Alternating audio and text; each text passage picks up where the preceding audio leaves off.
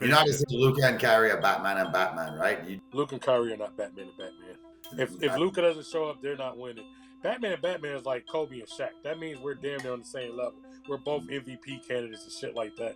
Robin's not an insult. People always take Robin as an insult, but Michael Jordan and Scotty, once again, it's not Batman and Batman. Luka is a top 5 player in the league. Kyrie's not in the top 10.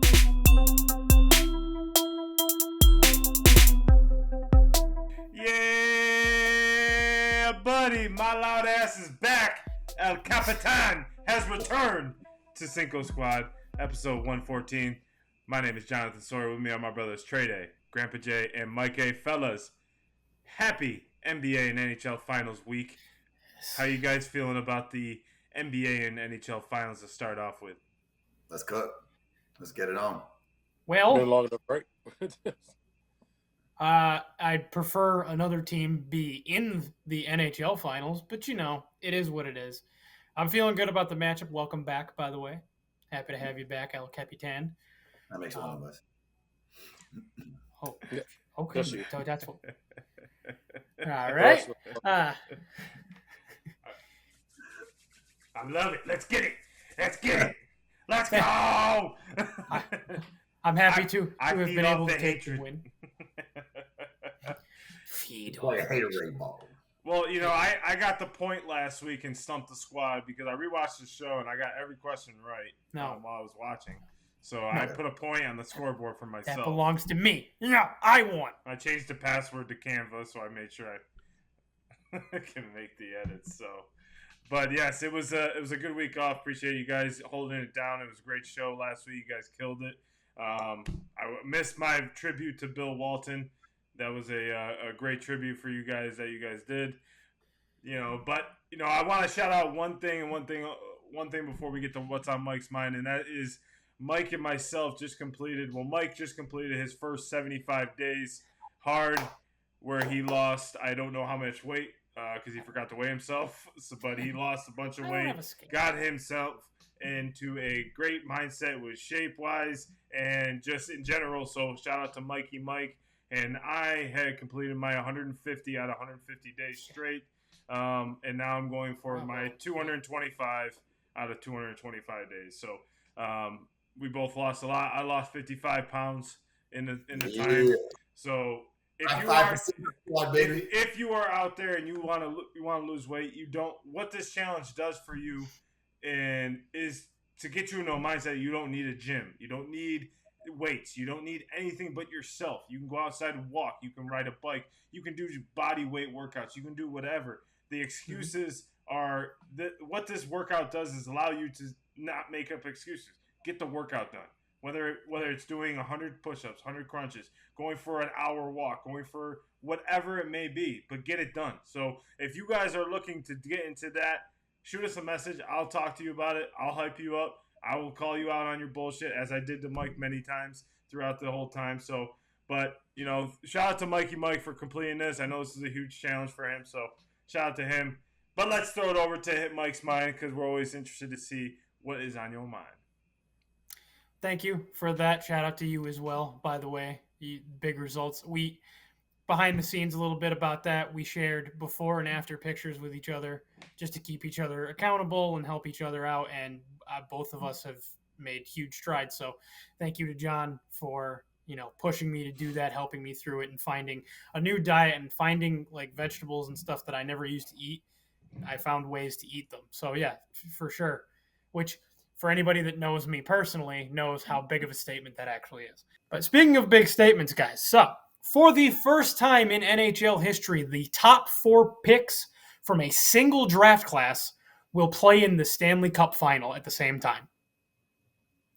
So in 2014, the first 4 picks were as follows. The Panthers picked Aaron Ekblad, defenseman, first overall. Followed by the Buffalo Sabres, they took Sam Reinhart.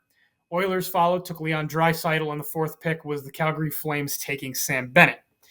So we're going on a decade in which, you know, these guys have played since that draft.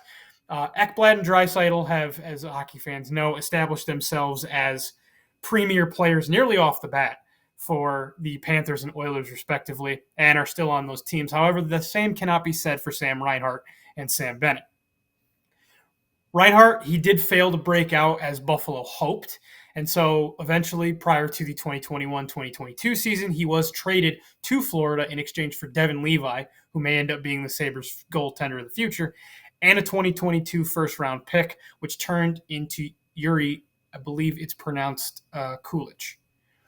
Bennett also struggled in Calgary, even more so than Reinhart did, honestly, to find his footing. Eventually was traded along with a 2022 sixth-round pick in April of 2021 to Florida for the rights to Emil Heineman and a 2022 second-round pick. So, in the last decade of performing and not performing and things like that, it set up an opportunity for the 2014 NHL draft class to add either 3 new champions from the Panthers or 1 from the Oilers. Yeah, I just saw that here like not too long ago, and I was like, oh, that's pretty cool how that worked out. You know, like it worked out for Draisaitl and Ekblad because they kind of, fell into a position where they didn't have to, where Reinhart and Bennett went into a position where they were expected to come in and make a huge change, right? Like Draisaitl came in and he had McDavid, right? I believe Ekblad came in and he had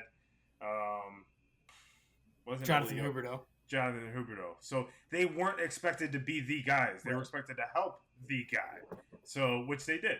And we're pretty good with that. So the other thing I find funny about this series for the NHL and NBA or the NHL is that they keep talking about the miles between the cities, and I'm like, these guys are flying. They have their own freaking planes. Like, they have couches in the planes. Like, They'll be all right. They'll be all right. Like, they're like, stop. If you're worried about the fans, okay, I get it. But like, stop worrying about the goddamn travel from each city. They got 3 games in 3 days in between. They'll be okay, I promise. But not to mention, like, honestly, this also isn't the first time that a vast majority of these rosters have traveled to these cities. It's not like these guys are all rookies and they've never gone to Edmonton or Florida before. Yeah, it's just they'll be all right. This is the longest trip between Stanley Cup Finals. That's the biggest thing.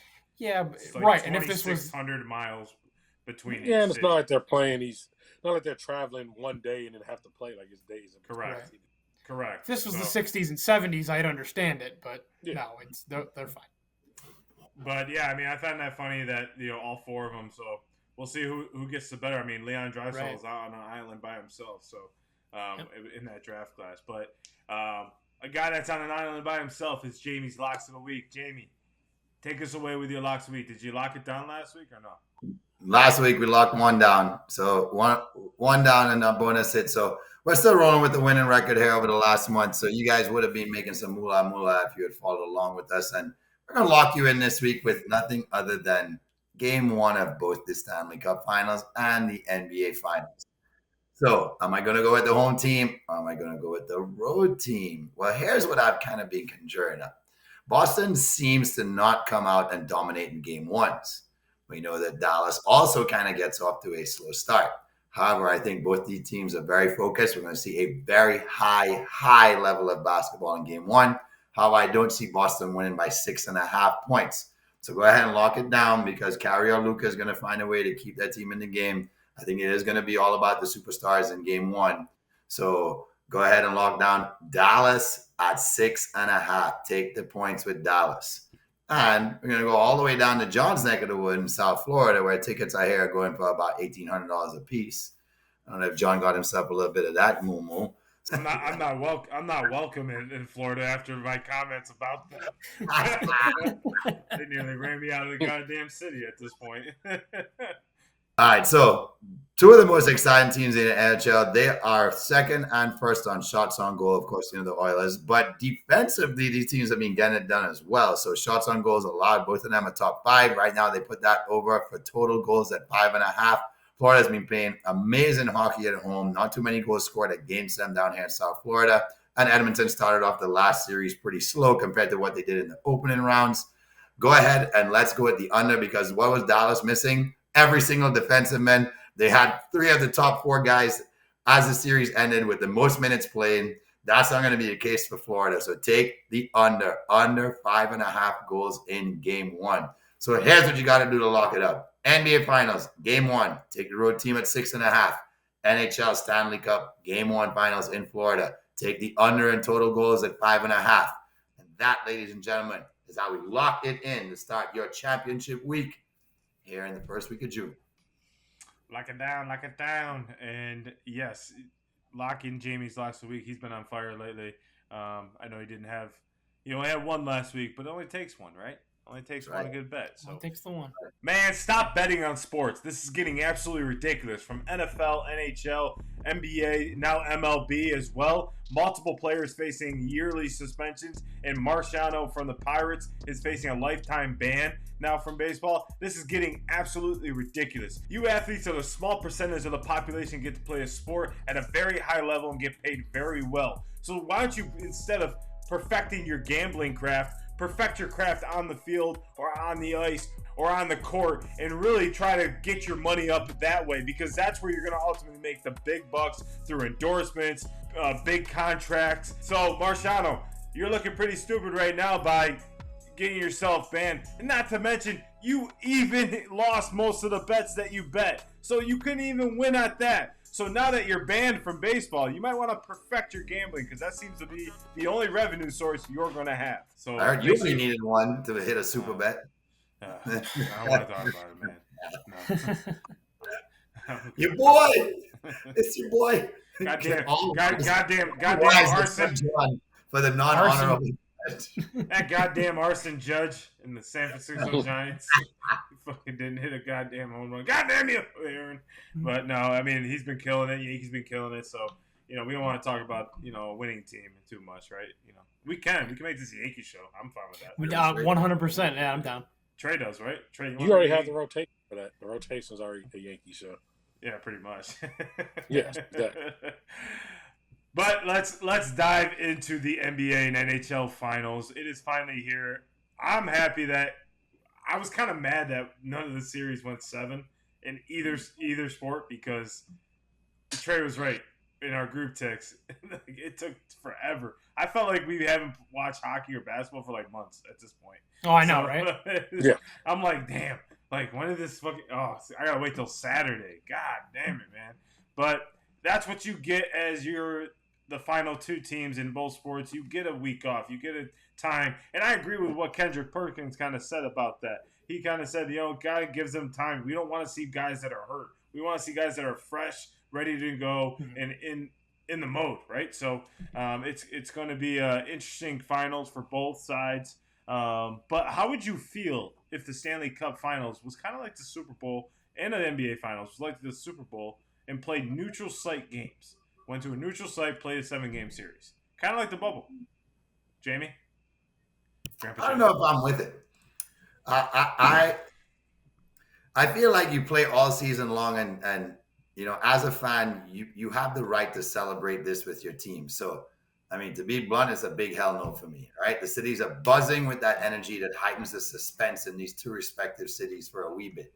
And then think of the impact. Think about the impact LeBron had on Cleveland, how much that brought to the city, or what Steph and the Warriors did for Oakland, who are pretty much insignificant in sports for almost 20, 25 years until the Warriors came along. I mean, this is a celebration. This is an achievement that every fan deserves to feel. They have to connect to that buzz, and they have to really feel that energy, and you get to feel that once a year, and you're going to take it away from the fans and take it to a neutral site, but they have to find a way to get there. And then fans that aren't even fans, that just want to be a part of the spectacle, get to be there, and they don't really care for any team or not. They don't really have a dog in the race. Fuck that, bro. Let it stay in the cities. I like how it is already.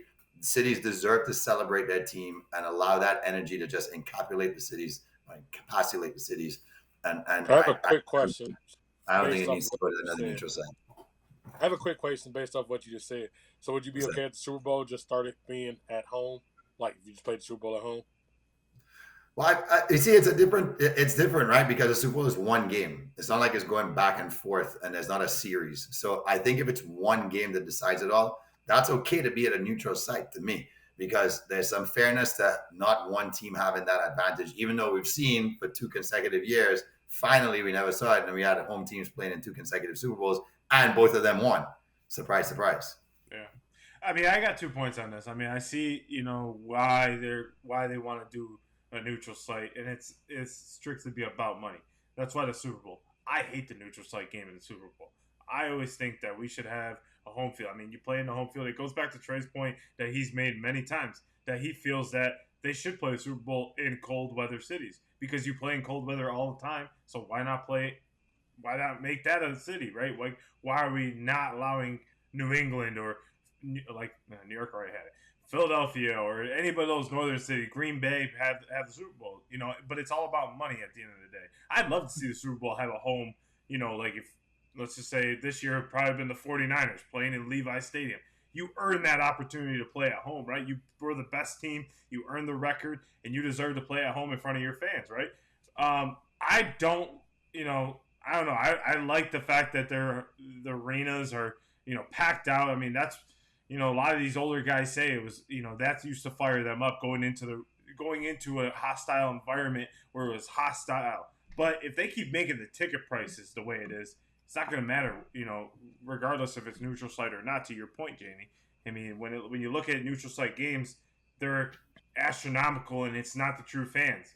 Well, that's how these games are. Like you just said in your locks, the ticket prices are average around $1,800 a piece. It's like, not the average fan can afford that. Now the season ticket holders can, right? They get discounts and whatnot. But someone like myself who really loves the game and really wants to go watch the game, I'm not going to spend $1,800. First of all, none of my teams are in it, so why would I go? I don't know. I'm just seeing it from a perspective. I like the home and home. I like seeing teams go on the road, shut the crowd up, hit a big shot, and like just shush the crowd, and it's like it's a great environment to be around. So when I look at that, I think all sports should be home. You should have that home because you play it anyways. You play it throughout the playoffs in the NFL, so you should have that opportunity to play in home location. But it'll never happen in the NFL and never happen in college basketball because it's all about money. It's all about money at the end of the day. And if they can drive all this money to one city, they're going to do it. Yep. With the exception of sports, that's the only one I think. What'd you say? College sports is the only one that I would keep in a neutral site because you can't really weigh. So if you get Alabama and Ohio State, you can't weigh and say, okay, well, Alabama deserves to be home over Ohio State. I got you. But in any other sport, somebody is the number one seed. Somebody is the number one overall. So that means somebody's ass should be the home team. To me, that's in any sport. I mean, I'm talking NBA, I'm talking NHL, I'm talking NFL at the same time. I would have loved that, seen Patrick Mahomes march into Levi Stadium and go take their heart. He would have done it, and I would have loved to have watched it. I would love to watch anybody, whether it was LeBron having to go into Oracle Arena and try to go take the Warriors' heart. Watching Michael Jordan, if he had to go on the road and take somebody's heart. That's the entire point. That is what we play sports for. It's not for these neutral sites and things such as that. So for me, I'm always for some. And at the end of the day, we want the regular season to mean something. There should be some type of reward for being good in the regular season, especially if you end up in a situation like this, for example, where you have a 1 seed in Boston, you have a 4 or 5 seed, 5 seed on the Mavericks. The Cinco seed. Why would it be fair that the Mavericks play middle-level basketball, pretty good basketball, get hot, which is fine, I think you win a championship, but then get the reward of being neutral where Boston went and won damn near, 60-plus games this year. There should be some type of reward for that. So, yeah, there's somebody is supposed to be the damn home team.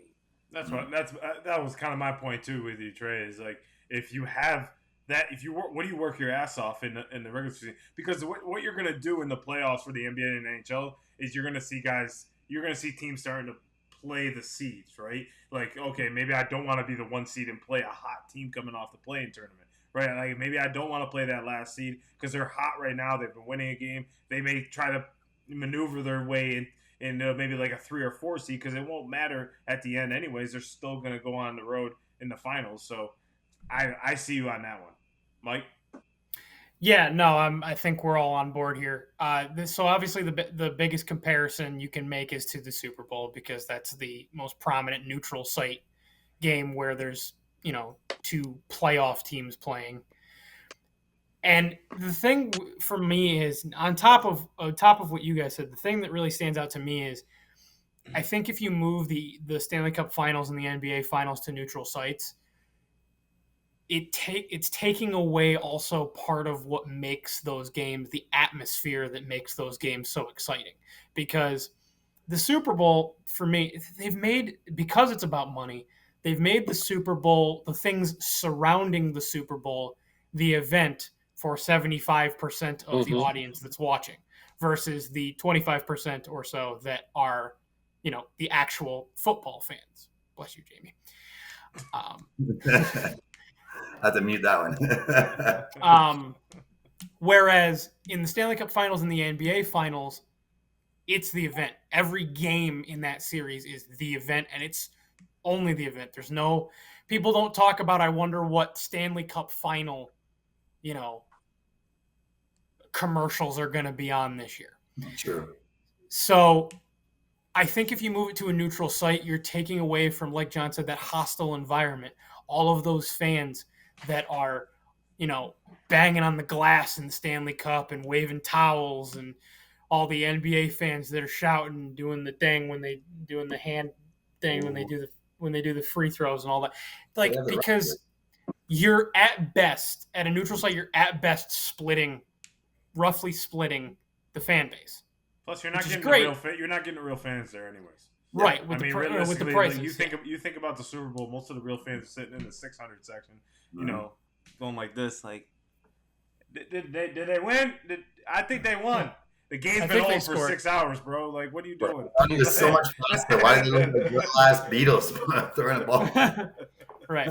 So, I think I will quadruple down on the quadrangular. Yes. It's not quadruple. It's quadrangular. Come on now, bro. Learn okay, English. I'm sorry. Sorry, me no English good. So no. Keep those neutral sites away from the NBA and NHL. They don't need it. Yeah, they got the play-in tournament, and then they do like the and the NHL does they set up an outdoor spaces. Outdoor game, the stadium series. So those are good enough in my opinion, because those give a little bit more of a fan experience. The tickets aren't outrageously expensive to any of these games, so it makes it a lot easier for the true fan to kind of go out to the games and whatnot. I just don't like the neutral site at all. I mean, they're never going to, like, for the Super Bowl, half the freaking people don't even know who's in the game. I remember sometimes, like, some people are like, who was in the game? I'm like, bro, it's everywhere. Like, everywhere. Anything. You turn on, like, Nickelodeon, you'll see it. 49ers, Chiefs. Like, it's just stupid. So, but. It doesn't get into the octopus to pick the winner. Going into the NBA and NHL Finals, let's get our predictions. Let's get it out of the way, and so we can get on with the show. So we're going to go around the horn here and give our predictions on the NBA and NHL Finals. So give me who you got, how many games, and the MVPs of both NBA and NHL Finals. Start off with Trey Day. Oilers, 6 games, MVP, Connor McDavid, damn it. But of course y'all knew that was coming. NBA, 7 games, Mavericks win, MVP is Luka. Okay. Grandpa Jay? So I'm similar with you. You guys know I love the Oilers from the start of the NHL playoffs, so I'm riding them out here. Oilers win in 7 because Florida's too damn tough to beat in 6 games because they are going to win some road games, which means they have to win in Florida too. So Oilers in 7, Connor McDavid. I mean, this team's a team of dynasty, man. 2-11 at the start of the season, change of coach, and there they are. And then I got the Celtics in 6. Jason Tatum, I think, is going to end up winning the MVP. They're fresh, they're focused, they're ready to become the all-time winningest team in NBA history, Mr. Trey Day. So I'm taking the Celtics. And Jason Tatum, that's the MVP, right? Yep. Mike, what you got? Well, it's a good thing we're going to be living together because Jamie and I are on the same page. Oilers in 7. This is going to be a great series. Florida's too physical. And Boston Celtics and Oilers in 7. Florida's going to be tough. Connor McDavid will be the MVP. And in the NBA, we're going to go with the Boston Celtics. I'm going to say Boston in 6. And yes, Jason Tatum. No, I'm sorry. I thought about Jason Tatum. I'm going to go with Jaylen Brown is the MVP. What do you think, John? Well. Comes down to El Capitan.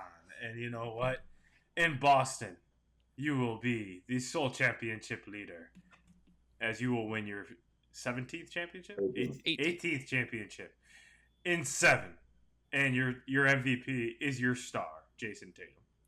And then Edmonton, go and get your 6th trophy in 6. And, Connor McJeezy is going to be the MVP. Because you know what? Did you see what he did to Miro Heiskanen? That was nasty.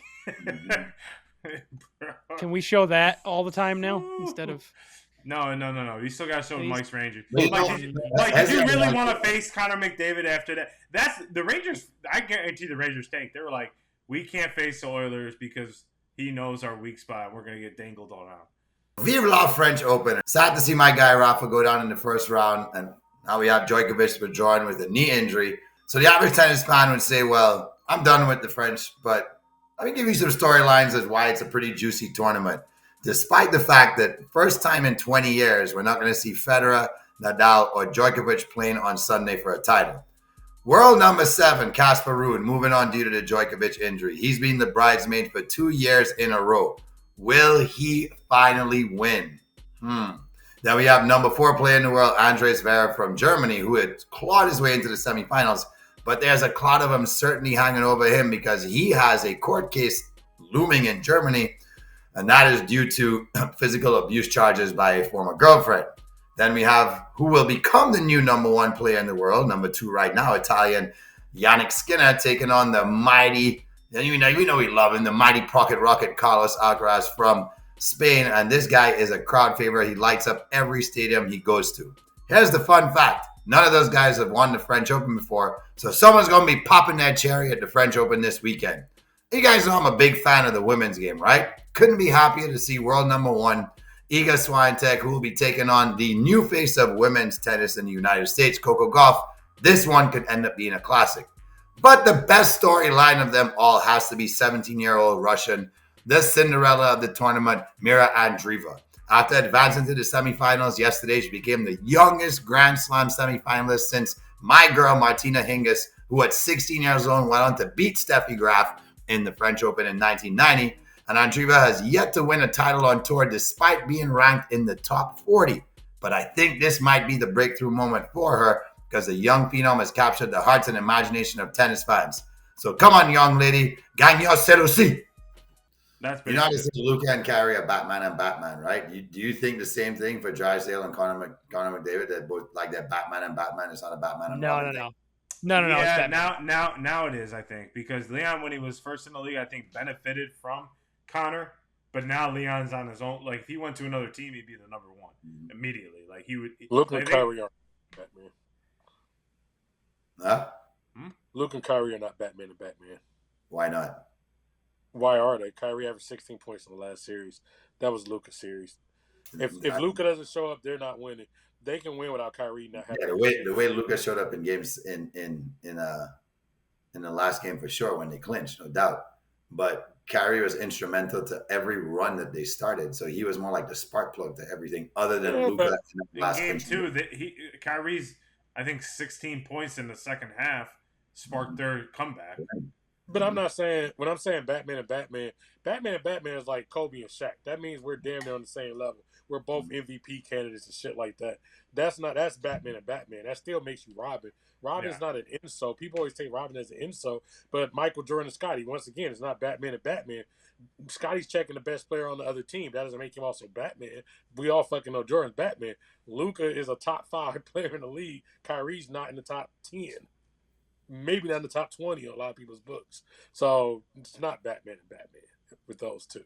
According to LeBron's pissed off that he's not playing with him anymore all of a sudden. I mean, and he is, but that was his best Robin, probably. Yeah. Mm-hmm. It still is, that's because every Batman does need a Robin, but it's a very rare case in any sport where you have 2 Batmans at once. Yeah. Maybe Steph and KD, maybe Kobe and Shaq. Just very rare. So this is the first time we've all been unanimous, I think, with picks when it comes to the championships. Yeah. No, because I picked Mavericks. Oh, you picked the Mavericks. You think Luka's going to take over? Yes, because that's the real Batman. I'd be happy for Luka. I mean, it's about damn time. Let's get it. Let's get him a championship. Either way, Tatum I'd be happy for him. But Tatum. I mean, is that the storyline you're looking most forward to, Luka? Or what's the storyline you're most looking forward to, John? Since you're there.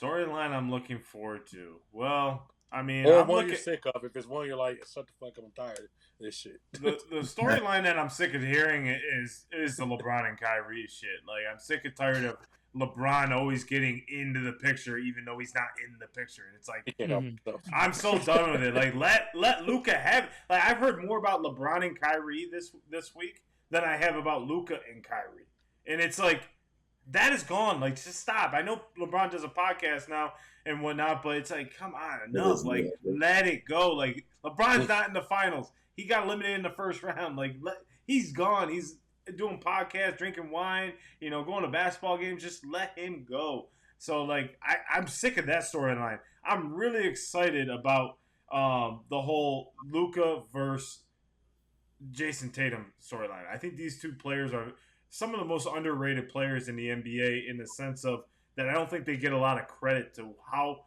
impactful they are to the game. And they make the game look so easy.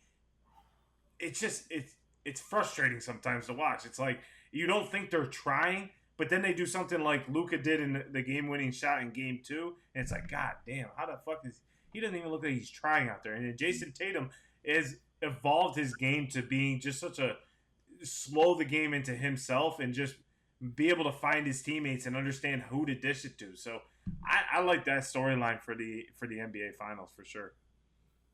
Jamie?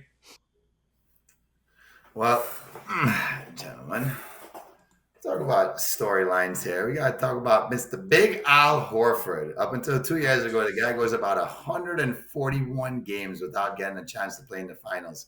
Boston's winning 2-1, and it gets snatched away from Big Al. You're like, oh, he's never going to get a chance again. Here's Big Al having probably the best playoffs, arguably, of his career, hitting 6-7 threes in certain games, stepping in for Porzingis, playing a huge role more than people thought, and helping Boston to get to this point where they're healthy and ready to obviously win an NBA championship like most of us think.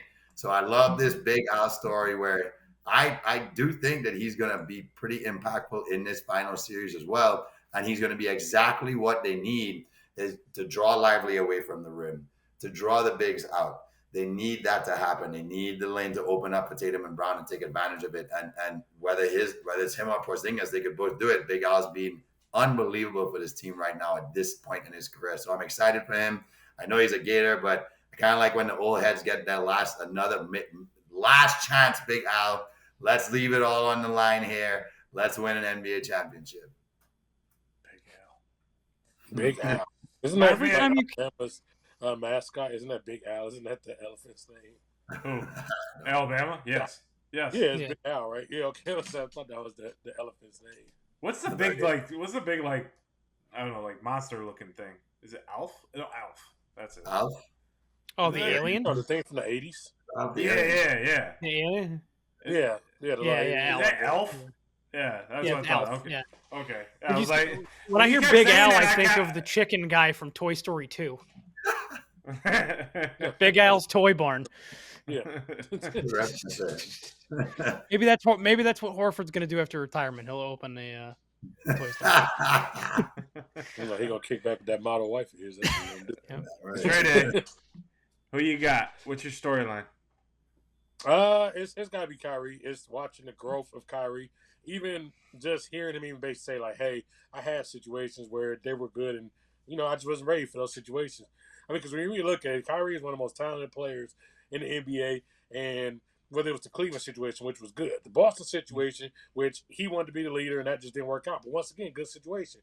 Leaves there, goes out to Brooklyn. Once again, good situation, doesn't work out. He keeps finding his way to good situations, but finally, again, he's back in a good situation. He's appreciating his good situation, and it's working out. So just watching him kind of go full circle now. I mean, it's been basically 10 years straight where Kyrie's been playing with another top-tier player or two in some cases, and it just hasn't been able to get back to this level. So watching him be able to do that, plus I'm just going to love watching him in the Garden and those fans just being fucking annoyed with him.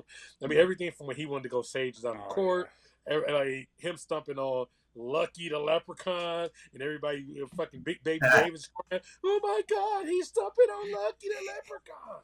Yeah, free Big Baby or not, whatever. Free Sean Kingston. Free shot king too.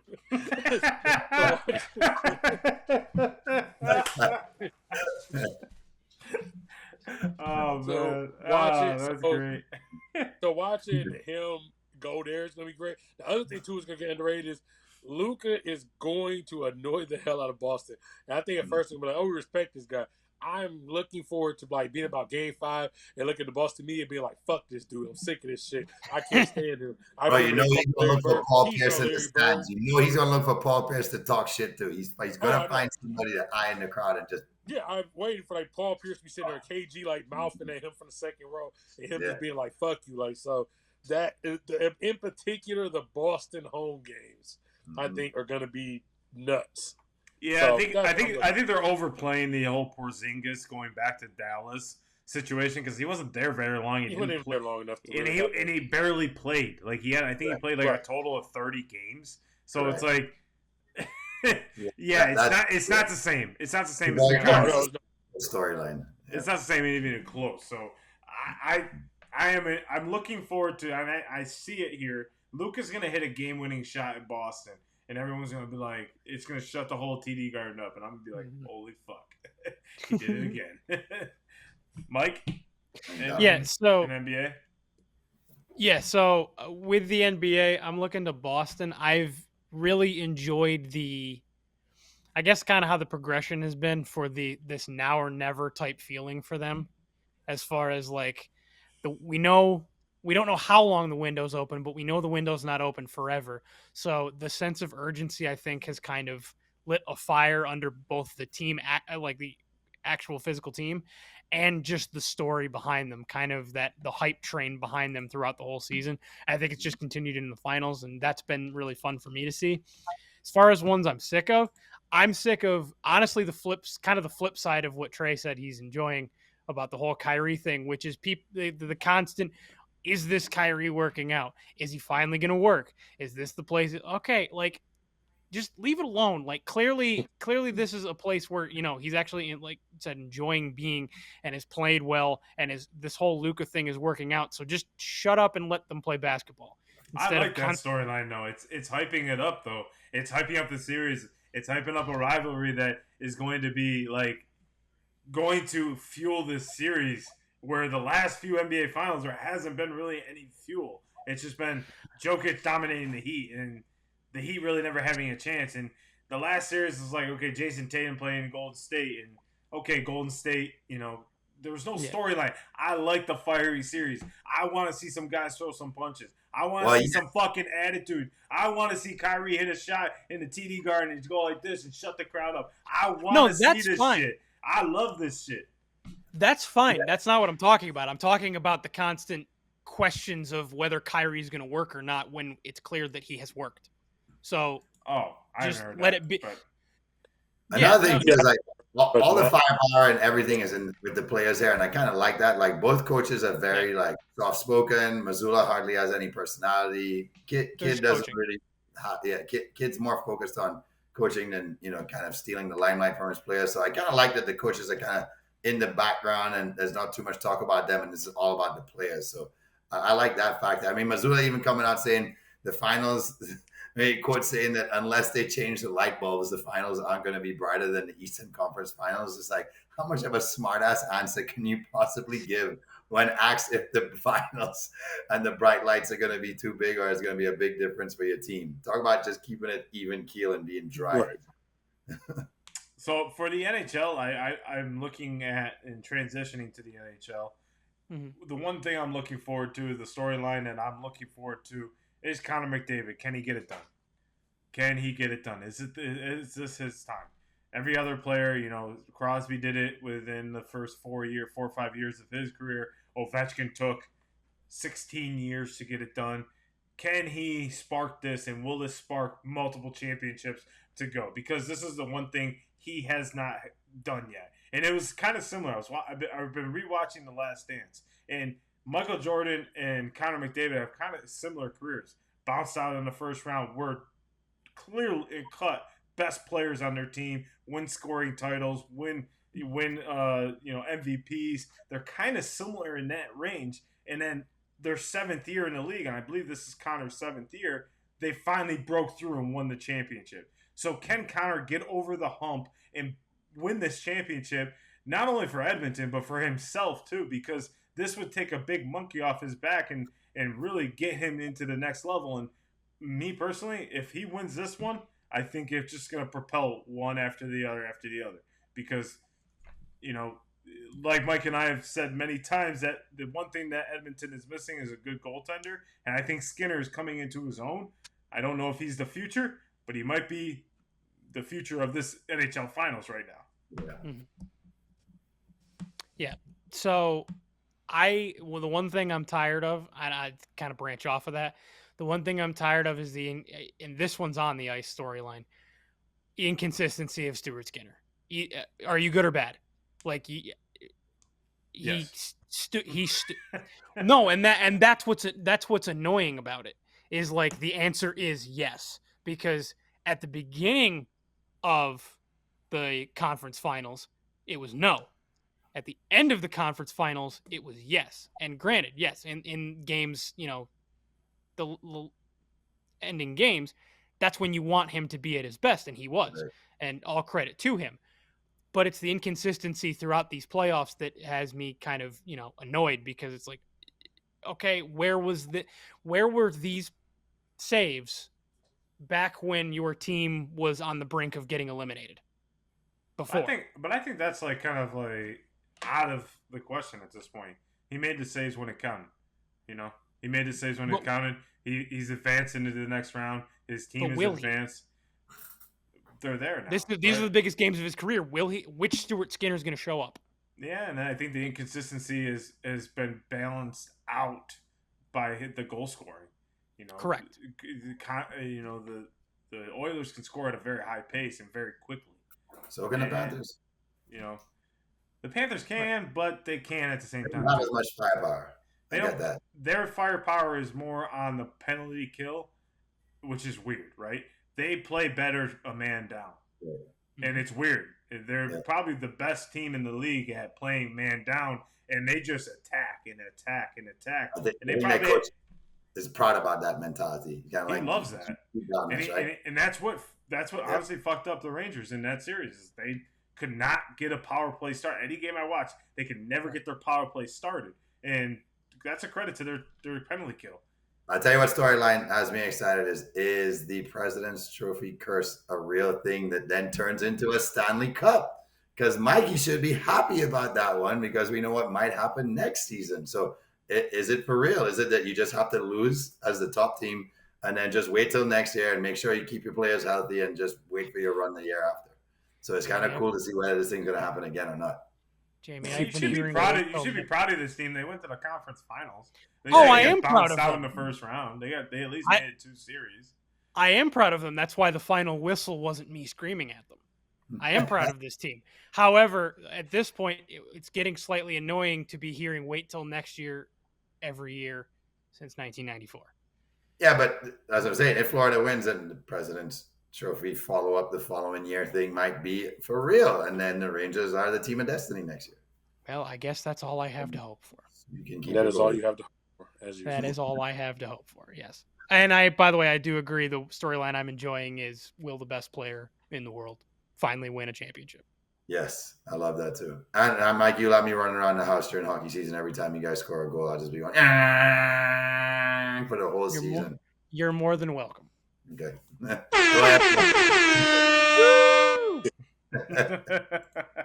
Trey Day. What is your storyline? Of course, it's got to be. It's got to be Connor McDavid. In any sport, when the best player doesn't have a championship, the pressure starts to mount up. And you say, is this guy going to do it? Is this guy for real? So now we're finally here. He has a shot to win a championship. If he wins, it's a great storyline. If he loses, it's also still a great storyline, because now you have to think of, oh, he didn't do it on the biggest stage. They weren't able to finish it. And then you go into all of next year, and it's the demons of him trying to get past not winning the Stanley Cup. So either way, the storyline, it's all in Connor McDavid's wheelhouse, because He is the show. He is the story. I mean, whether it was Jordan in year 7, whether we had to wait for LeBron to win. Years ago, we had Peyton Manning, who was the best quarterback in football for a while, and everybody's saying, when is he going to get his? This happens to all the greats, most of which eventually get there. So you assume eventually David gets his, and he doesn't do, Charles Barkley or one of these type of things. And honestly, hopefully for his sake, I cross fingers. I hope he doesn't end up becoming the best to never win a championship. So for his sake, hey, hopefully he gets this done, because if not, then Wolves are going to be on his neck all next season. And especially for the fans out there that already think he's not the greatest player in the league right now, that is just going to pile onto that. Not that he gives a shit, but you know what? It's going to put pressure. At the end of the day, I was watching the Up for Debate on TV, and one thing Matt Barnes said is that players can act like they don't hear this shit, but they do. They do.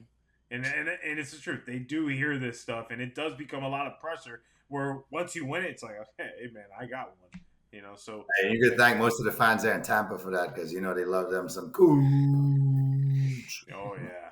I'm sick and tired. I have absolutely had it with this flip-floppy, back and forth bullshit. Darren Waller, just retire. Just go away. Because at this point, if you can't decide whether you want to play football for the New York Giants or for any team for that matter, or start your rap career, then you're not committed enough to football to, I think, play in the NFL. So just go have your rap career. I know you just got divorced, and I'm very sorry about that to the beautiful Kelsey Plum. But you just need to go away, because at this point, as a New York Giants fan, I don't want you on this team. You're going to be nothing but a distraction and a cancer, because you can't decide whether you want to be a professional football player anymore. You need 100% commitment to this team, to this league, to this sport, and you don't have it. That is clear. So just go away, because it's better off for you, it's better off for the team, and it's better off for the future of the National Football League. So I'm pleading with you, as a fan, retire. As the NHL and NBA Finals are going to be underway here soon, we got to look back at the season, fellas. I mean, we got to look back at our favorite moments of the season to see, which one is ours. So what is your favorite moments of the NHL or NBA season, or both? Which Anthony Edwards dunk should we talk about? Because this guy tomahawked over the entire NBA throughout the season. So we could pick from anyone. I'm going to pick the one over Collins, where if you give a man a concussion after dunking over him with your offhand, that means that you went to the rim so hard that the downswing of your hand concussed a man who can also fly and jump out of the gym. So that to me was one of the more spectacular moments of the season. But it's also the young talent. I mean, and it's still the old heads doing their thing in spectacular fashion. So I love the contrast of certain plays that happened this season you could highlight. So take Steph, when he completely put Brooks on skates, and then Brooks came back and he pump faked him, and then he's jumping out the other way on the screen, and he's hitting another one of his 1,000 threes. And then you go to Tyrese Halliburton in the play-in tournament, where he has one of the young Thompson twins on him and shakes him, and he's skating on ice, and he does the little shimmy, and then he hits it, and then he's running down the court doing his little dance. And that was the moment that Indiana believed that they could. So that was a huge moment in the season. And, Cole Anthony, you have LeBron still doing chase down blocks. Then you got Cole Anthony as a guard with probably the sickest chase down block of the whole season, two-hand pinning somebody on the backboard. So, you love seeing that. You see the old heads still doing them, and then you see these young guys saying, hey, we could do it just as good, if not more electrifying. So let us, open the door for us. Thank you guys for paving the way. And to me, it's like, here comes the healthy transition into the new NBA. So we shouldn't be too worried. I love what this season showed us. Some spectacular plays by some young players who are probably going to be huge impact players for their teams in the years to come. Yeah, and that was mine, is the growth of the NBA in the past year. I think and it goes back to everyone in the notion that, the regular season in the NBA is boring. And it goes back to what Trey says a lot of times. Do you watch the regular season? Because if you're watching some of these games, they're actually pretty exciting. Yeah, none of the first 5 minutes of any game is really exciting. Yeah, it's finding out what you got, what's hitting tonight. Like, is my three going down? Am I able to get to the basket easy? But I've watched more NBA games this season than I have in my entire life, and all the games I've watched were very exciting. There was no really blowouts. There was obviously a few, but there wasn't really a lot more blowouts than we expected in the NBA. And I think that's a huge token to Adam Silver for making the game more exciting. I think it's a token to the players for allowing to, break away and kind of build these teams and surround the teams and surround role players and make them critical players. So I'm very excited to see what the NBA's got moving forward because, watching this season has been a lot of fun. And for the NHL, honestly, I have to say the same thing. I mean, the growth of hockey, we're seeing Edmonton and Florida. As much as I rip Florida for not being a hockey town, I got to give them credit and got to tip my cap to them. They've really stepped up as a organization and for years to come, honestly. Shout out to the Panthers. They've really put themselves in a position for the years to come, kind of like Tampa, and really build their franchise by making key moves in that probably looked at like, damn, you changed Jonathan Huberdeau? Like, what the hell? And, just seeing teams like the Edmonton Oilers starting to break through and finally get themselves to the finals, the storyline of the favorite moment of the year, for me, though, and I'm wearing his jersey, is Mr. Sidney Crosby became the fifth 36-year-old in NHL history to score 40 goals in a season. He joins Alex Ovechkin, Timo Solani, Philip Esposito, and my boy Brendan Shanahan. So shout out to Sidney Crosby for doing that. He's breaking records each season that he continues to play. So shout out El Capitan. Trede? Okay, so naturally, of course, Anthony Edwards giving the man a concussion on the dunk was that's some shit. That's like some shit they like write up in a Hollywood movie. Who the hell dunks and gives another man a concussion? And especially because he did it on a guy that actually is known for dunking. And then John Collins just lost and doesn't know where the hell to go. So, of course, I enjoyed that. In particular, there was a game back. The Lakers played the Warriors. It was January. It was a January Saturday night game on ABC. And then the Lakers win in double overtime. That was a great game because we'll look back at that, and there's a realistic shot that might be the last great LeBron versus Steph moment where those two were battling, and it was a double overtime, and those two were basically the guys of a generation for a while. And as I was sitting there, I was out of somebody's birthday party, we're at the bar, and everybody kind of just stopped and were watching. I'm like, damn, we might not get this again because, both are getting older. You're going to have time where somebody's hurt, somebody's not right. So that that moment was like, it was a bittersweet because it took me back to a place that was fun in the NBA, but also was like, damn. But the NBA is in good hands. So I'm not, as worried about it, but I enjoyed that moment. Hockey. I like fights. Mike's Rangers. How do you start a game off and just say, fuck it, we're fighting all the time? Out there fighting the devil and say, you know what? Fuck this game. Let's get this fight out the way, and then we'll go play the game. So, yeah, I was like, wait, did they just start the game fighting? We'll get to hockey. The penalty minutes in that game, Mike? 144 penalty minutes or something? Something like that, yeah. Yeah. So, essentially, Trey, in the overarching thing, your favorite NHL moment of the season was just the existence of Matt Rempe? Yes, if that's what it takes. Yes, if that's what it takes just to get shit going. No, we enjoyed it too. Everybody needs a fire starter. Sure, we enjoyed it too. The biggest thing that I noticed that a lot of people just hit on your point about Steph and LeBron that if you're anybody watching sports, don't take this for granted because like ultimately these players only play for a certain amount of time and then they retire. And then name any other great player that played 4 times in a row in the finals. You can't. No, I mean Jerry West. I don't even think Jerry West and Bill Russell played 4 times in a row in the finals. But it goes to the fact that you got to take advantage of these moments and enjoy the moments instead of just being like, I'm not going to watch this or that.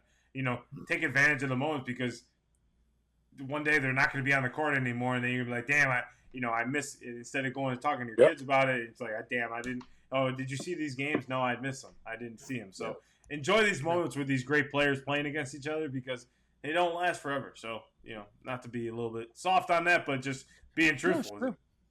No, it's true. What do you got, Mike? So for the NBA, I kind of on the same page in the sense of I went with the emerging of even potential future stars across the league, this new generation. You've got Anthony Edwards and Tyrese Halliburton in Indiana and Jalen Brunson in New York, and even guys that may not be the number one on their team because, like, I'm looking at Orlando, where it's like, okay, Paolo's probably going to be the number one the way it's looking like it's shaking out. But Franz Wagner like stepped up and showed that if Paolo does end up being Orlando's Batman, that Franz can be a capable Robin in and of himself. As well as, a lot of other guys across the league that just kind of stepped up, all the young, the rookies and the sophomores, guys in Houston, guys in Detroit, even though neither of those teams, ended up as a team doing very well.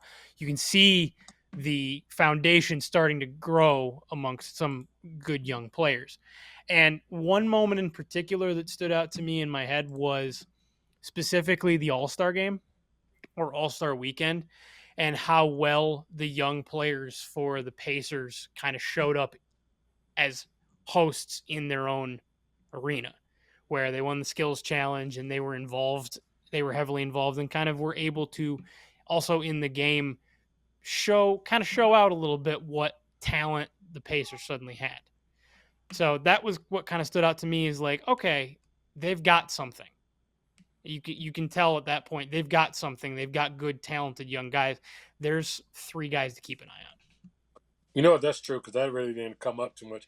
Everybody kind of went back to like the in-season tournament and saying like, well, we kind of saw it. They were in the in-season tournament, they did good, but then they did actually host the All-Star game and have big moments, and then they actually go all the way through the Eastern Conference Finals. So the Pacers, right, even though they were never the prime team, were always kind of just in important moments throughout this entire NBA season. You know what my favorite moment was, though?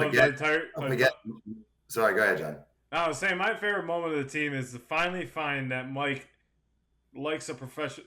Mike finally found a professional team that's not in New York that is his favorite team.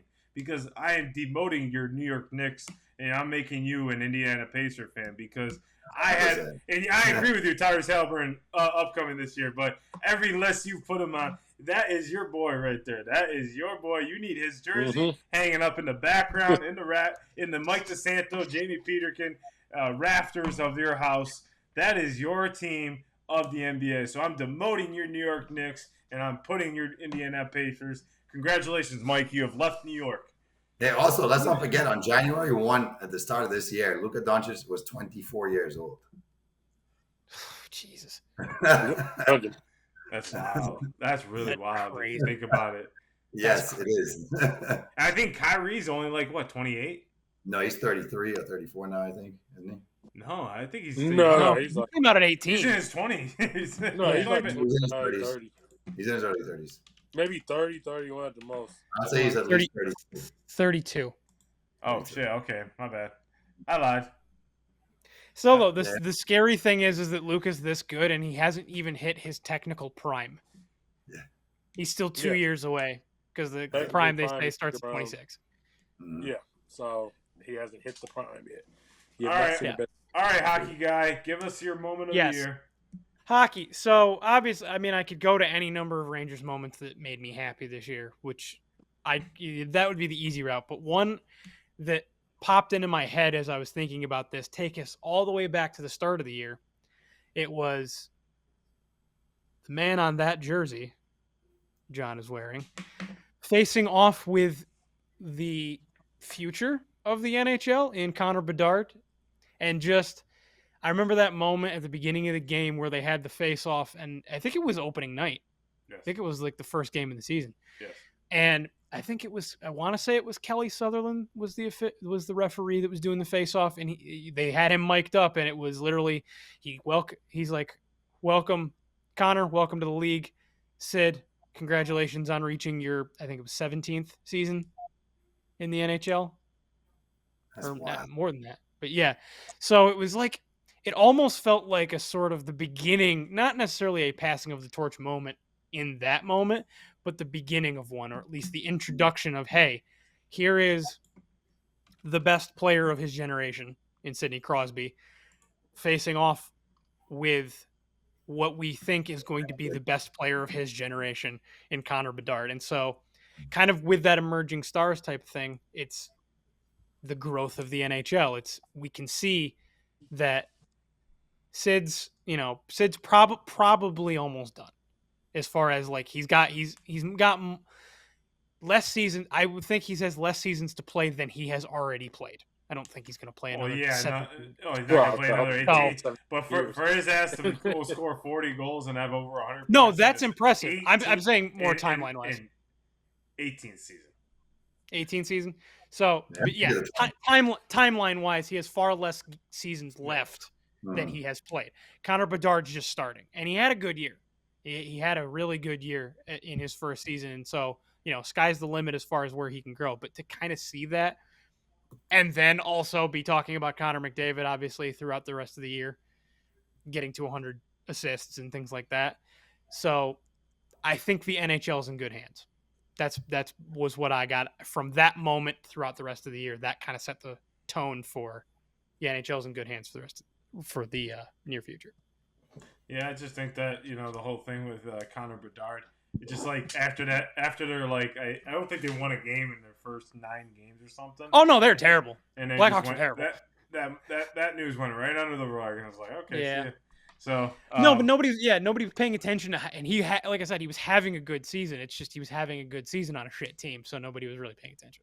RIP to the running back. If I was raising a kid who was playing football, I would never, ever, ever let the coach put my kid at running back. Now, I remember growing up, that was our glory position. We had people like Adrian Peterson. You had people like Frank Gore. You had a lot of cold running backs, and that was something people wanted to beat. I would never aspire to be a running back. There's wear and tear on the body. There's a shorter career. And after that first contract, you would probably be lucky to be slated to get another big contract. Now, shout out to the receivers. They're making money. If I was sitting there and I was raising a kid to play football, I'm putting a receiver. 8 receivers got paid this offseason and have made an average of over $23 million per year. That's 8 receivers with an average contracts of $23 million per year. Think about that. That used to be a running back was the glory. So why would I sit there and let my person get beat down just to make less money, have my career get over with quicker?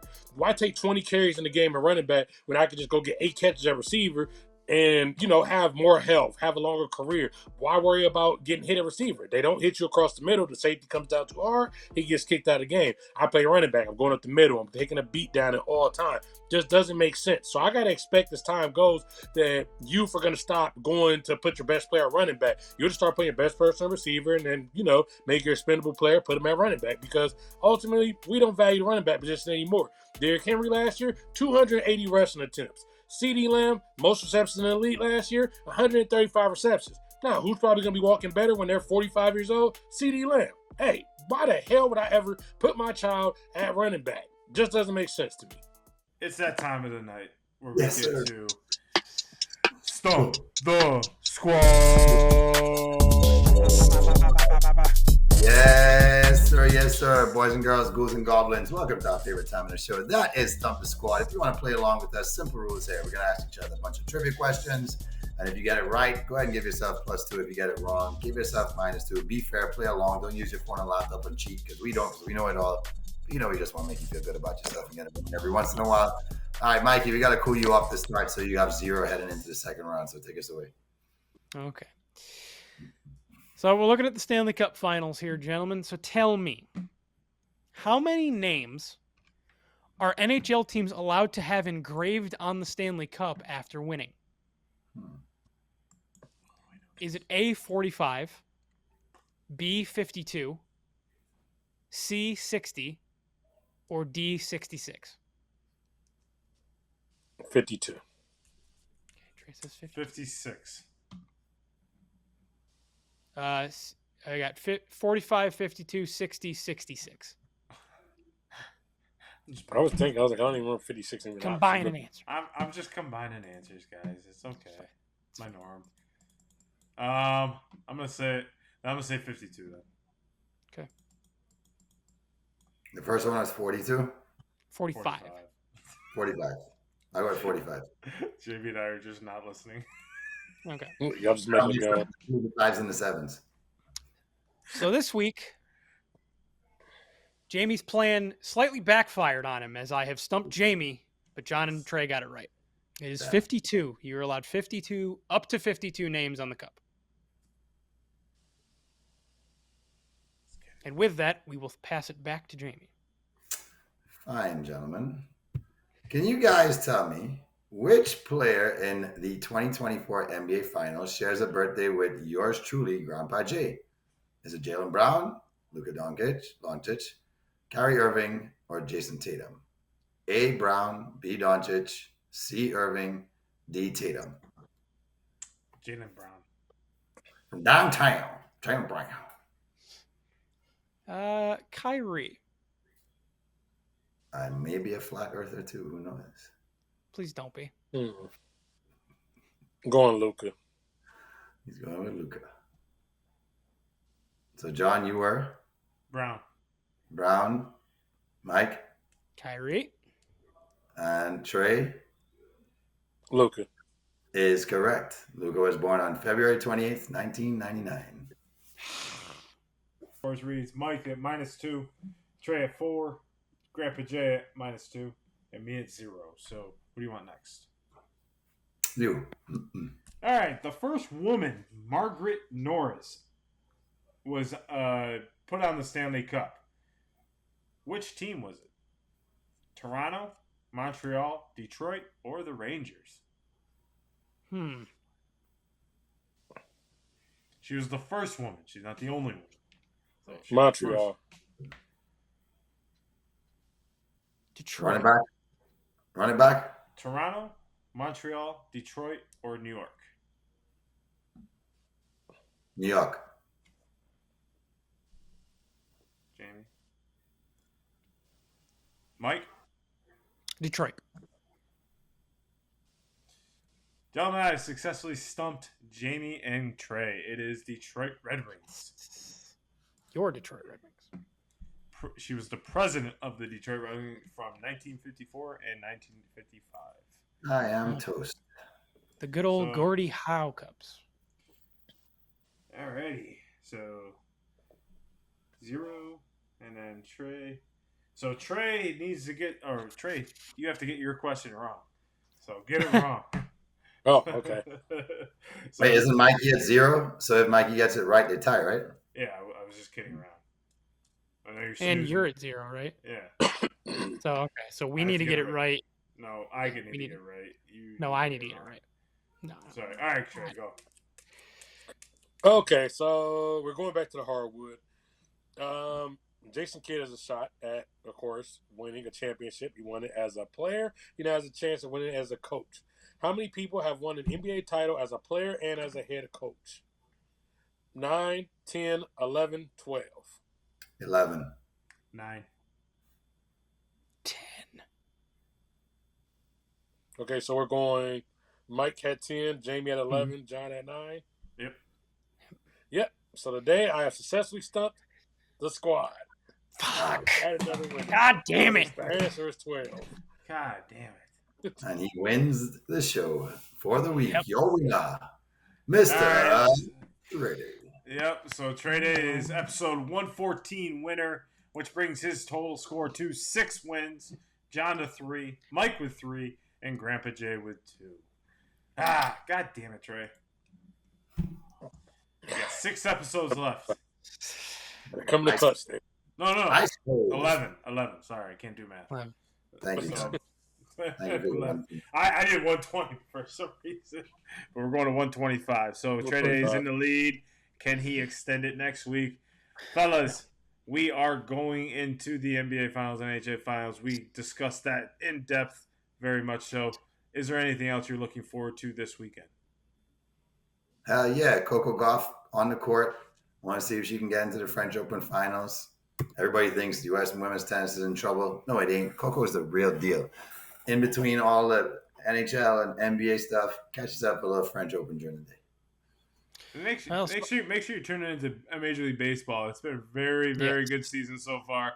A lot of good moments, a lot of bad moments in what's been happening this week with the betting. And number one, if you're gonna bet and you're gonna be a professional athlete, at least get it freaking right. Don't I mean, come on, man. Like, you're betting on your team and you can't get it right. Come on, what the fuck? That's terrible.